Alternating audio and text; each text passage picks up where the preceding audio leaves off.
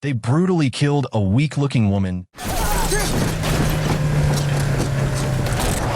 not realizing her man is the most dangerous person Stand down. who will make them dig their own graves on that particular day. Welcome back to Paramount Recapped. I don't have many subscribers, but your single comment is a ray of hope to motivate me. Charlie was out in the garage, working on fixing up a little airplane his wife, Sarah, had gifted him for his birthday. While he was elbow-deep in repairs, Sarah popped in to let him know she was about to head out to London for a work conference. She offered one last invite for him to tag along, but Charlie politely declined. He had a mountain of work waiting. Later on, Charlie showed up at the CIA building, passing through the same fancy security systems he helped design. Once inside the decryption and analysis department, he dove into his work. Then, out of the blue, a message arrived from Inquiline, a mysterious contact he'd been dealing with for years. This time, the info they offered wasn't just sensitive, it could blow up the whole agency's operations. Charlie guessed they were messaging him from Istanbul, but Inquiline stayed quiet about it. Curious and on edge, Charlie tried decoding the file. But even he, who's basically a brainiac, couldn't figure it out. After lunch, Sarah called to say she'd landed in London. Though Charlie already knew, he'd been quietly tracking her every move. He barely responded, too distracted by the encrypted file that refused to open. Frustrated, he took his laptop into a highly restricted section of the agency, using advanced tech to speed things up. Hours passed before he finally cracked it open, and what he found was jaw-dropping. The file contained proof that a drone attack had been made to look like a suicide bombing, killing 150 people, including Allied troops from France and Denmark. The whole thing had been greenlit and hidden by his own boss, Chief Moore. That night, Charlie tried calling Sarah, but got no answer. He left a voicemail. The next morning, he walked into the office only to see Moore waiting. Moore led him to O'Brien, the new director, who broke the devastating news. There had been a terrorist attack at a London hotel, and Sarah didn't make it. Charlie didn't buy it. He wanted proof. Moore flipped on the news, showing him live footage and security videos of the attack. It confirmed the worst. Sarah was gone. As Charlie returned home, a swarm of reporters stood outside, shouting for comments. Cops were keeping them at bay, while a friend snuck Charlie inside. Still in disbelief, he returned to the office the next day and confronted Moore and another agent, Caleb. Charlie didn't understand how such an attack could happen in a city as heavily monitored as London. Moore claimed they were investigating, but Caleb just told him to go home. When Sarah's body was brought back, Charlie went to the airport to retrieve her things. At home, he unpacked her suitcase and found a gift she'd bought for him. That moment broke him. Wanting answers, Charlie went back to work and accessed hotel surveillance footage along with street cams around the building. He pieced together the timeline. The attackers had stolen a car in East End, entered through the service area, and left no DNA or fingerprints. They'd apparently been meeting with an Indonesian firm, but something went south. One guard was shot dead, another was severely injured. Sarah had tried helping people escape, which led to her getting captured. Charlie used voice and facial recognition software to ID the culprits. A Russian named Mishka, an ex-South African soldier called Lawrence, a hired gun named Horst, and a former intelligence agent named Gretchen. But when he shared this with Moore and Caleb, they didn't seem shocked, like they already knew. Feeling betrayed, Charlie demanded full CIA training, multiple fake identities, cash, and a weapon in exchange for staying silent. He backed up his demand by threatening to expose Moore's history of shady operations, like hospital bombings and civilian massacres.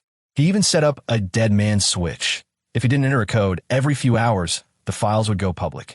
Later, agency techs tried figuring out how Charlie copied the files. They suspected he used a printer and a magnetic strip, and sure enough, security footage confirmed he'd bought such a strip. They couldn't figure out how he smuggled it past the scanners, though. While combing through his activities, they found he had visited the same bar twice. At the bar, they found a CD hidden inside a jukebox, and when they played it, it only made static noise. Suspicious, they took the CD for analysis. Meanwhile, Charlie had arrived at a CIA training site where Colonel Henderson took over. Shooting practice didn't go well. He couldn't hit a target unless he was nearly on top of it. But when it came to making explosives, he blew everyone away with his skills. Henderson also drilled him on memorizing a new identity, even while under pressure. One night, Henderson told Charlie he wasn't cut out to be a killer. Charlie disagreed, saying he needed justice. Henderson handed him a gun and asked him to aim, but Charlie's hands were trembling. He couldn't pull the trigger. Back at HQ, analysts cracked the CD and found out Charlie had lied about the dead man switch. But what they didn't realize was that Charlie had planted a bug in the files, allowing him to eavesdrop on everything. Moore panicked and ordered Henderson to arrest him, but Charlie had already escaped. He landed in London, used his fake passport to slip through customs, and then headed to Paris.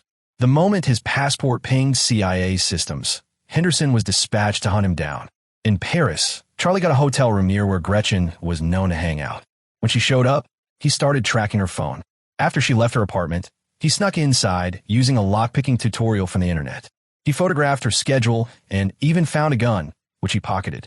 His tracker warned him she was returning, so he hid in the stairwell. When she entered, he couldn't shoot. Disappointed in himself, he went back to his hotel and pretended Sarah was there to calm himself. Looking over Gretchen's schedule, he saw frequent hospital visits. A quick hack in her medical records showed she had serious allergies. The next morning, Charlie bought a bunch of flowers and waited outside the hospital.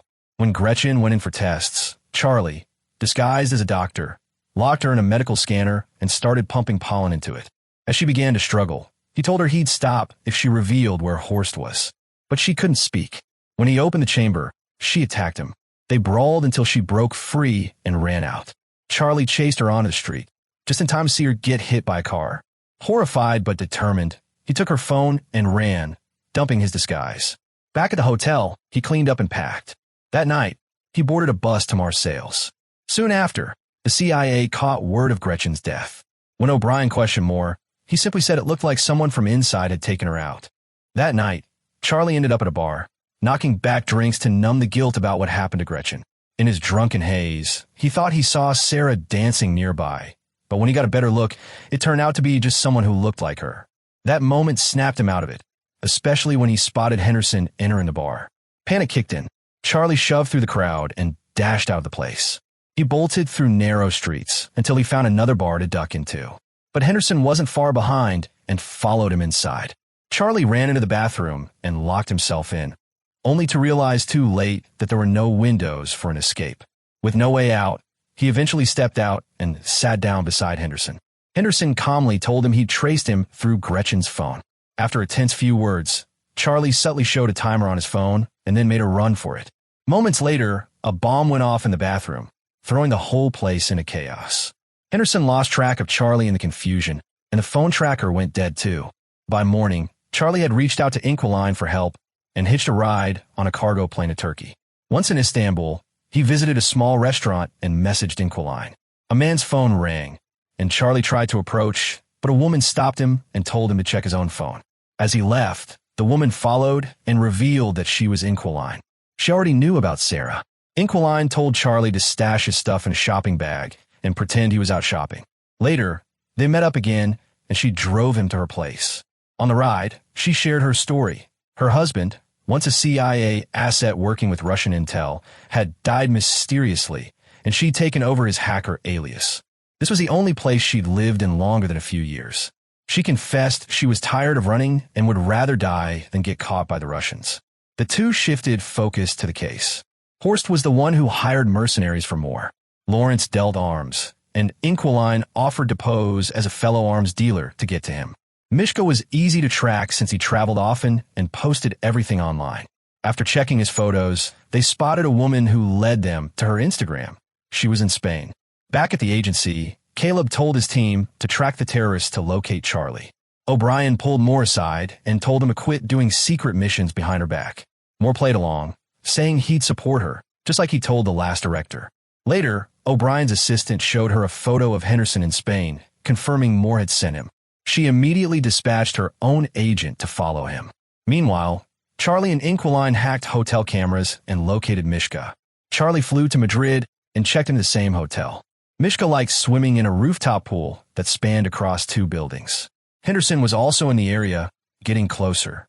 The next day, Charlie built a device and stashed it inside the hotel. He followed Mishka to the bar, unaware Henderson was nearby. He noticed a guy who looked familiar, probably another CIA tail. He warned Inquiline via earpiece. She scanned his face and confirmed he was agency. She also spotted Henderson and told Charlie to back off, but he stuck with the plan. When Mishka hit the pool, Charlie confronted him and demanded to know where Horst was. He threatened to destroy the pool if Mishka didn't talk. Mishka ignored him and swam away, until Charlie pressed a button. The glass started cracking. Mishka panicked, tried swimming faster, but the pool gave out. He plummeted to his death as water poured into the street. Inquiline quickly alerted Charlie. Henderson and the other agent were closing in. A wild chase broke out.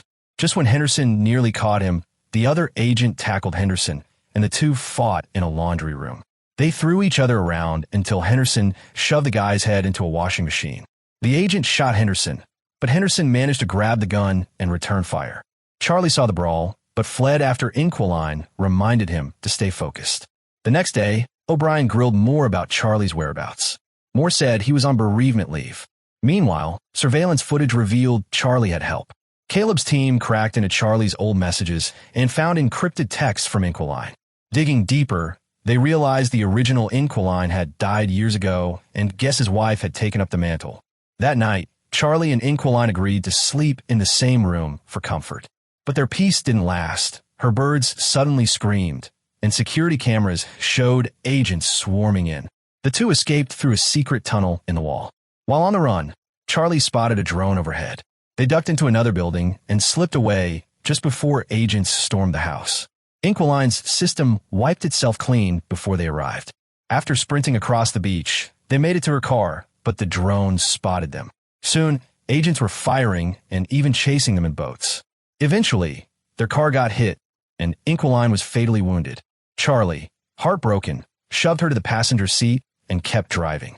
After finally losing the pursuers, he parked in a garage and kissed her goodbye. The next day, Charlie contacted Lawrence while pretending to be an arms dealer. He bought electronics and headed to Romania. Inside an abandoned building, he filmed himself, then hacked into Berlin security feeds, tricking the CIA into thinking he was there. When Lawrence arrived, all he found was a ringing phone. Charlie told him to open a box. It was filled with explosives. Lawrence froze. Inside was a photo of Sarah.